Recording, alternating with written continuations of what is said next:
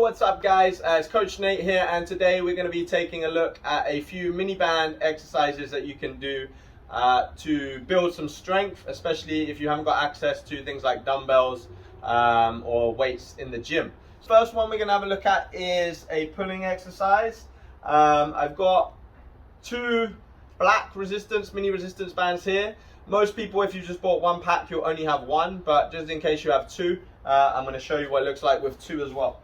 So all I'm going to do with these is essentially we are doing a seated row. Okay, so similar to being in the gym, and we're working our seated row position here, but I'm just using my mini bands instead. For most people, you're not going to be able to do it straight unless you've got good flexibility, but probably because tightness in the hamstrings or the hip flexors. So when I do this, most people, if I'm coaching them, I suggest that they lean back a little bit, lift their chest up and bend their knees slightly. That will help to make sure that we're not in this rounded hunched position. So I'm trying to roll my shoulders back and down, big chest up. I might lean back ever so slightly just to make sure I'm in a good position. And then from there, all I'm trying to do is pull, get my elbows tight to the body, squeeze nice and tight, and control back in. Okay, so good posture throughout. Pull. You can see, look at my hands as I pull, I'm rotating. I'm getting a nice squeeze and back in again. Okay, so this is just called a double mini band, seated row. Rotate, squeeze, back in. If I want to make it a little bit harder, obviously the hardest part of the movement is when I'm at end range, when I'm doing my pull. So I can do an isometric where I pull, squeeze, and I might just hold that for say 5 to 10 seconds, trying to keep that back tight.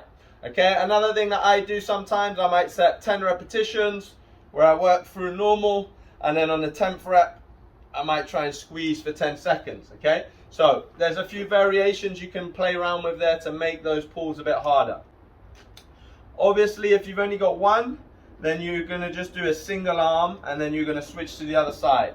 So same setup, other arm, where does it go? I just come to the side, boom, 1, 2, and I'm trying not to get loads of twist here. I'm trying to keep my body fairly steady, and you should feel like your lats are really turning on, especially if we're going nice and low with our row. Okay, what we can also do on here is we can do a slightly higher row. So think of it more like a face pull instead of a low row. I'm going to go slightly thinner with my bands, and then I'm driving up this time. So as I pull, driving up tall, head up, and I'm trying to work a bit more to my upper mid back on that one. Again, that's either with a double, or I can also work single. Okay, so that is some of the different rowing variations we can do. Another one that I really like, just for getting the lats kind of fired up, or the back fired up, is basically we're just going to come with the band around our wrists here.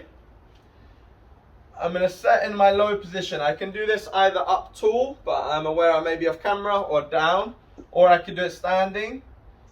And I'm just keeping my shoulders back and down. Okay, as I rise up, I'm doing little pulses, all the way up, all the way back down.